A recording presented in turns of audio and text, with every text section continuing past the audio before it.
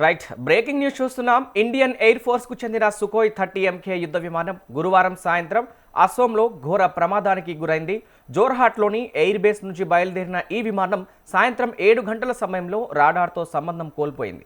ఆ తర్వాత కొద్దిసేపటికే చోకీహులా పరిధిలోని కొండ ప్రాంతంలో ఈ యుద్ధ విమానం కూలిపోయింది. ఈ ప్రమాదంలో విమానంలో ఉన్న 2 పైలట్లు మృతి చెందినట్లు భారత వైమానిక దళం అధికారికంగా ప్రకటించింది. విమానంతో సంబంధాలు కోల్పోయిన వెంటనే అధికారులు అప్రమత్తమయ్యారు. సెర్చ్ టీంలు ఘటనా స్థలాన్ని గుర్తించి అక్కడికి చేరుకొని సహాయక చర్యలు ప్రారంభించాయి.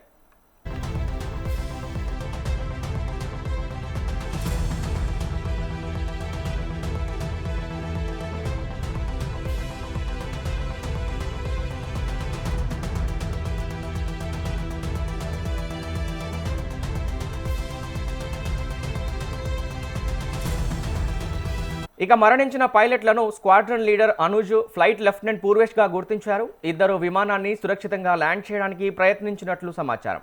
అయితే పరిస్థితి తీవ్రంగా మారడంతో ఎజెక్ట్ అవ్వడానికి కూడా ప్రయత్నించినప్పటికీ సమయం సరిపోక ప్రాణాలు కోల్పోయినట్టు తెలుస్తోంది. సమాచారం ప్రకారం ఈ యుద్ధ విమానం తేజ్పూర్ ఎయిర్ ఫోర్స్ కేంద్రం నుంచి శిక్షణ విన్యాసాల కోసం బయలుదేరింది.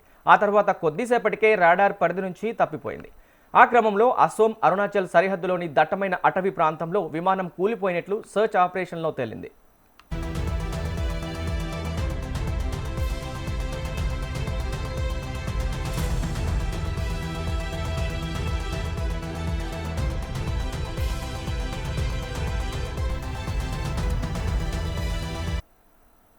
ఇక వాతావరణ పరిస్థితులు లేదా సాంకేతిక లోపం కారణంగా ఈ ప్రమాదం జరిగి ఉండొచ్చని అధికారులు భావిస్తున్నారు.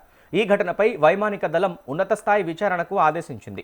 బ్లాక్ బాక్స్లో నమోదైన వివరాలు, విమానంలో జరిగిన సాంకేతిక సమస్యలపై దర్యాప్తు కొనసాగుతోంది. దేశం కోసం ప్రాణాలర్పించిన ఈ యువ పైలట్ల మృతిపై పలువురు నేతలు సంతాపం వ్యక్తం చేశారు.